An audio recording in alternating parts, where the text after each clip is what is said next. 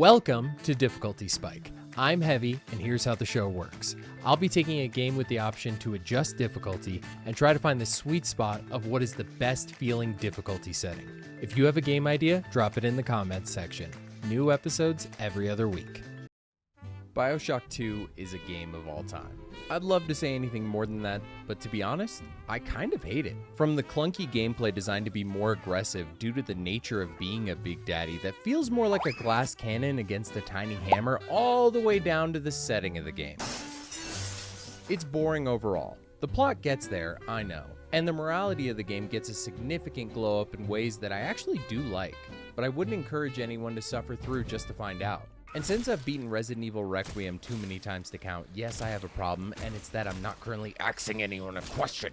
I wanted to find out, what is the best feeling difficulty setting in Bioshock 2? Sort of.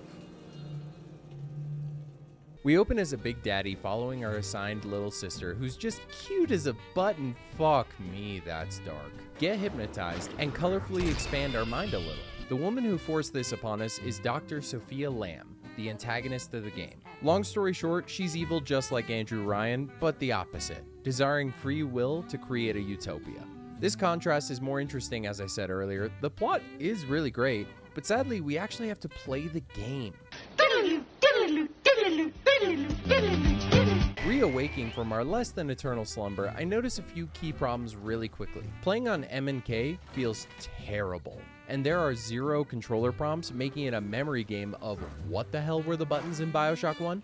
Fumbling through it, let's talk about the true issue of the game. For a bit, I'm on the hardest difficulty, and that glass cannon is just shattering every 4 seconds. Personally, my enjoyment is derived from the character fitting in this world. When bullets hit the Big Daddy, I want them to ping off, still doing damage, but giving the sense that we are more terrifying than a splicer with a Glock 17. Hi, everybody! Inevitably, the difficulty is dropped, and the same problem persists. And with that, you would assume the player would want to replicate Rambo, minigunning through oceans of enemies. This is not the case. The game instead is Bioshock 1, with a bit of the screen removed for effect.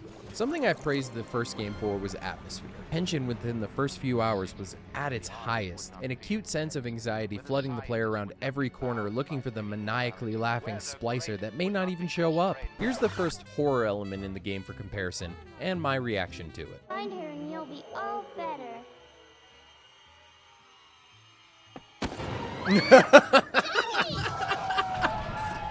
Sure. Like, sure. When Sonic scoop your little sister up. Oh, I hate it here. 0 tension. Hi. 0 desire to progress further. The addition of the big sister doesn't even faze me. She's kinda menacing and runs off without any fanfare after the first big bout. Moving on to bitch about literally anything else, the audio mixing here is god awful. So many times I'll be on my way to the next area, hear the audio telling the player that the quest objective is near, hear 4 splicers shouting absurdities at me, a camera pinging, the thud of the Big Daddy's boots, and you know what? Here's what it sounds like.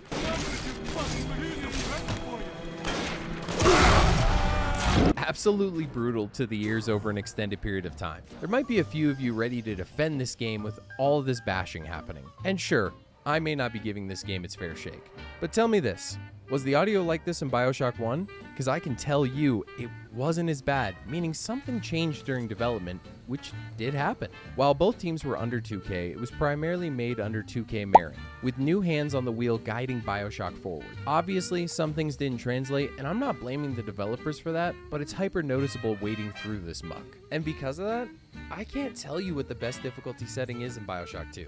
I stopped playing it at about the 3-hour mark and couldn't bring myself to play anymore. It's clunky, annoying at the best of times, and as mentioned earlier, boring.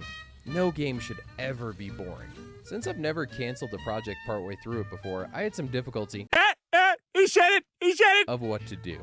End the video there on the lowest note? Not really my style. Well, sans one, but that's not a norm. I figured it'd be more fun to end with something sillier. So here's some wildly unrelated footage of my friends and I having fun in Apex. Hey, listen, we've always been on opposing sides of viewpoints. Right? I always said you were a Republican. Oh, I love you, Heavy. I fucking love you too, man. Who the fuck is that guy? Oh, on me! Literal one. Oh, you thought you could get away from me, bitch. What the fuck? On me, solo. What is the theme song for our relationship? I like your booty, but I'm not gay. I like your booty, but I'm not gay. Booty gay. Good job, baby. Thank you. Oh, another squad. A different team shot Another me. squad. What drink do you think encapsulates my spirit? Encapsulates your spirit? Yeah, that's the word I fumbled through. We strategized effectively. What in the fuck kind of question is that? That was correct. Good job. On me, Watson. Got her. My friends are chuckle fucks. You're a fuckle chuck. Oh, Shit's on. damn it! I didn't Anyway, think you my needed friends are it. chuckle fucks. I just vibed it. Yeah, again, my friends are chuckle fucks. And you're a fuckle chuck. Don't say that! You don't mean it! Package over there. Next video will be much more focused. We're never coming back to this franchise. We're going to Dragon Age. Okay, thanks, Questlove. Bye.